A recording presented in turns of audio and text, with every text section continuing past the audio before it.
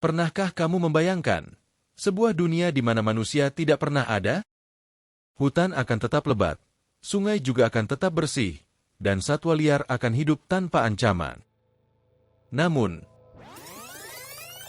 kenyataannya berbeda. Manusia, dengan kecerdasan dan kekuatannya yang luar biasa, telah mengubah wajah bumi secara drastis. Dari perang yang menghancurkan jutaan nyawa, hingga kepunahan spesies yang tak terhitung jumlahnya, kita telah meninggalkan jejak yang tak terhapuskan. Apa yang membuat kita sebagai manusia begitu berbahaya? Apa itu karena kemampuan kita yang bisa menciptakan senjata pemusnah massal? Atau mungkin, perburuan liar yang bisa menyebabkan kepunahan spesies langka? Dalam video ini, kita akan menyelami alasan-alasan mengapa manusia seringkali dianggap sebagai makhluk paling berbahaya di planet ini. Dan mulai dari sini, kita akan melihat sisi gelap dari peradaban kita sendiri.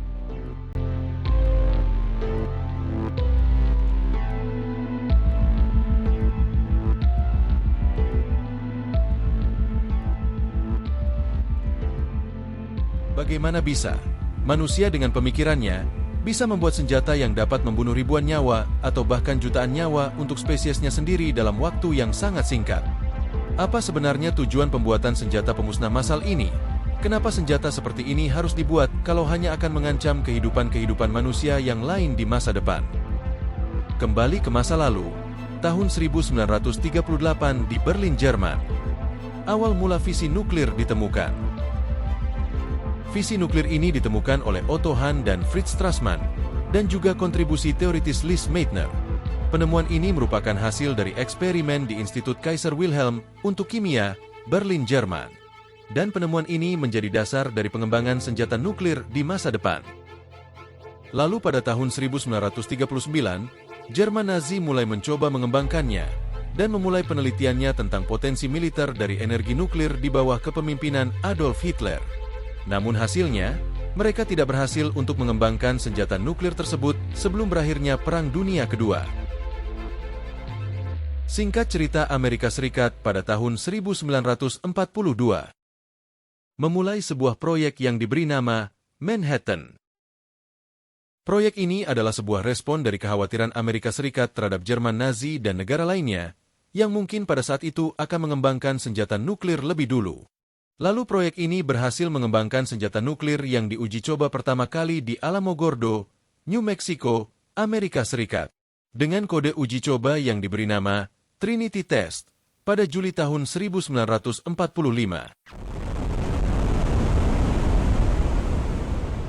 Lalu proyek ini juga yang berhasil mengembangkan bom atom yang bernama Little Boy, yang pada saat itu di tahun yang sama, Amerika Serikat langsung menguji cobakan di peperangan sesungguhnya, 6 Agustus 1945, Hiroshima, Jepang. Dan ini adalah serangan nuklir pertama yang terjadi. Dan juga disusul oleh Fatman, yang kemudian diluncurkan di Nagasaki, 3 hari setelah pemboman di Hiroshima, Jepang. Kedua serangan itu memakan 140.000 korban jiwa di Hiroshima, 70.000 korban jiwa di Nagasaki. Angka ini tercatat menjadi angka kematian besar pertama akibat dari 2 senjata pemusnah massal. Lalu bagaimana kalau senjata pemusnah massal seperti nuklir digunakan kembali dalam Perang Dunia Ketiga di masa depan? Saya tidak bisa menjawabnya, tapi mungkin kutipan ini bisa menjawabnya. Saya tidak tahu dengan senjata apa Perang Dunia Ketiga akan diperjuangkan, tetapi Perang Dunia Keempat akan diperjuangkan dengan tongkat dan batu. Sebuah kutipan dari tokoh terkenal mengenai bahayanya senjata nuklir, yang mempunyai potensi kembalinya peradaban ke zaman batu, kalau saja senjata nuklir digunakannya kembali pada perang di masa depan.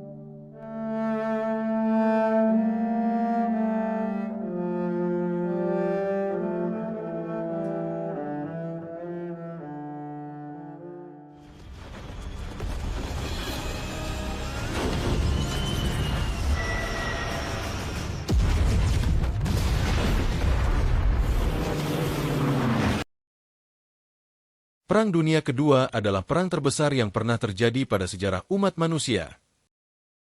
Perang ini berlangsung pada tahun 1939 hingga pada tahun 1945. melibatkan lebih dari 30 negara dan mempengaruhi sebagian besar dunia. Awalnya perang ini terjadi karena ketidakpuasan Jerman setelah terjadinya Perang Dunia Pertama, dengan adanya Perjanjian Versailles pada tahun 1919, yang mengakibatkan Jerman harus membayar ganti rugi perbaikan yang besar dan kehilangan wilayah. Dan salah satu hal yang lainnya, itu karena Jerman pada pemerintahan Nazi di bawah kepemimpinan Adolf Hitler mempunyai ambisi untuk memperluas wilayahnya, dan terjadilah Perang Dunia Kedua.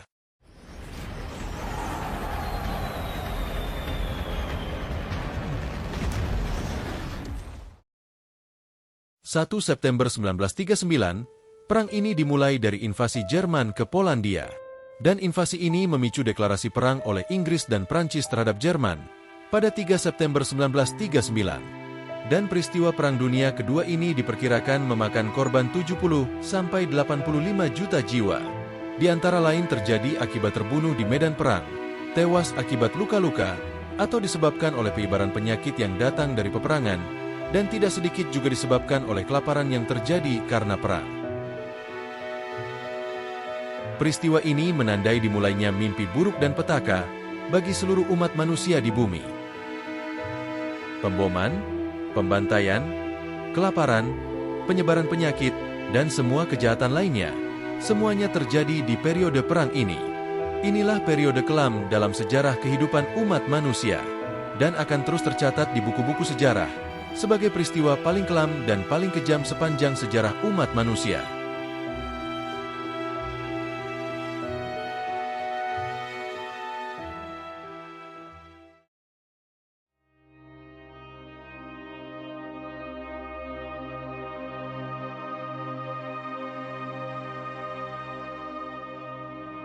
Di tengah dataran tinggi Afrika Timur, terletaklah Rwanda, sebuah negeri yang subur dan indah yang juga menjadi rumah bagi dua kelompok etnis utama yang bersejarah, Hutu dan Tutsi.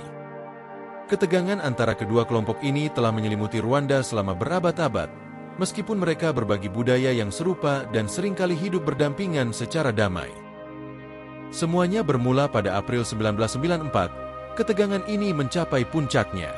Pembunuhan Presiden Rwanda, Juvenal Habyarimana, yang merupakan seorang Hutu, memicu gelombang kekerasan yang mengguncang negeri ini hingga ke dasar-dasarnya.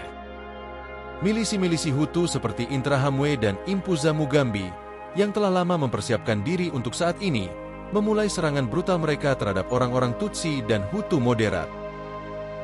Sehari demi hari, rumah-rumah menjadi tempat pembantaian.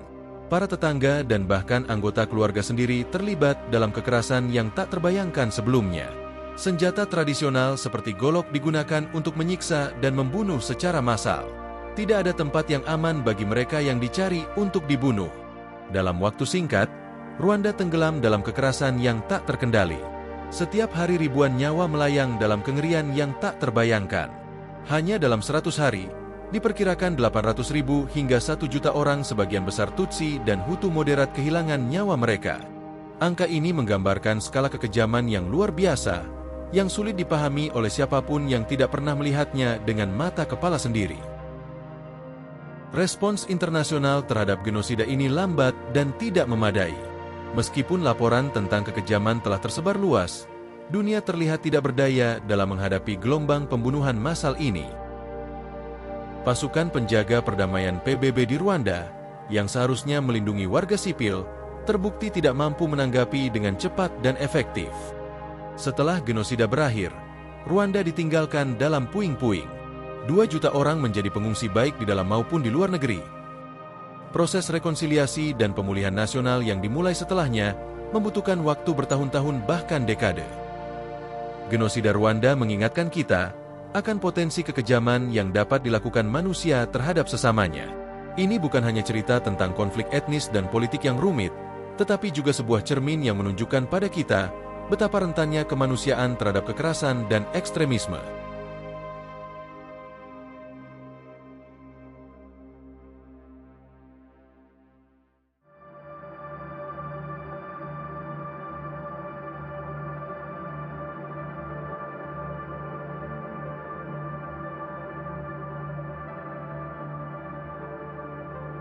Di seluruh penjuru dunia, spesies yang sebelumnya melimpah mengalami ancaman yang semakin parah. Manusia, dalam pencarian tak terbendungnya atas keuntungan dan kebutuhan, telah menjadi ancaman besar bagi keberagaman hayati di planet ini. Salah satu contoh tragis adalah kepunahan beberapa spesies yang tak ternilai harganya. Di tengah ancaman tersebut, simpanse bonobo, Pan paniscus, muncul sebagai salah satu contoh nyata dari dampak destruktif aktivitas manusia. Sebagai saudara dekat simpanse biasa, bonobo menghadapi ancaman serius akibat perburuan untuk dagingnya yang dianggap sebagai sumber protein penting oleh komunitas lokal. Selain itu, habitat mereka juga semakin terancam oleh deforestasi dan ekspansi manusia yang terus merambah hutan-hutan tempat mereka tinggal. Bonobo dikenal dengan perilaku sosial mereka yang unik dan seringkali damai, menjadikan mereka subjek penelitian yang penting untuk memahami evolusi perilaku manusia. Namun, populasi mereka terus menyusut, dan masa depan mereka di alam liar semakin tidak pasti.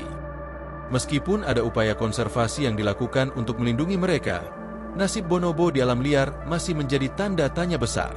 Ancaman perburuan dan kehilangan habitat terus membayangi keberlangsungan hidup spesies ini. Seperti halnya bonobo yang menghadapi ancaman serius akibat perburuan dan kehilangan habitat, badak hitam barat, Diceros bicornis longipes, juga mengalami nasib yang tragis.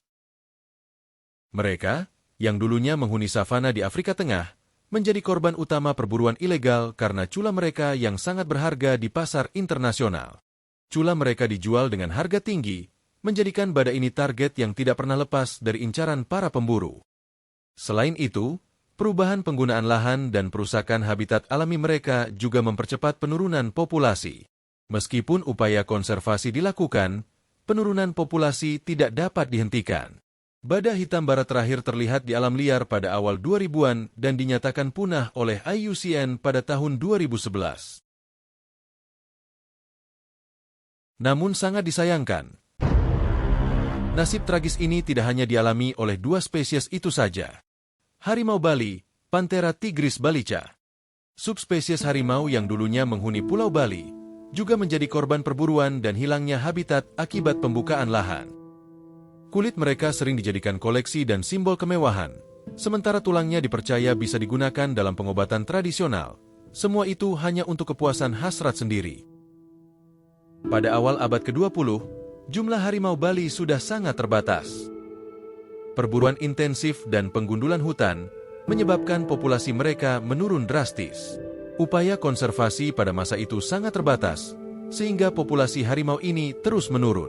Diharapkan bahwa populasi terakhir ditemukan di hutan-hutan tersisa di bagian barat Bali, tetapi mereka diperkirakan punah di alam liar pada akhir 1930-an atau awal 1940-an. Kepunahan harimau Bali menghilangkan salah satu ikon keindahan dan kekuatan dari keanekaragaman hayati Indonesia. Kisah mereka adalah pengingat tragis tentang dampak perburuan yang tidak terkendali dan kerusakan habitat terhadap spesies yang rentan, serta pentingnya melindungi keanekaragaman hayati agar generasi mendatang dapat menikmati kekayaan alam yang kita miliki di masa sekarang.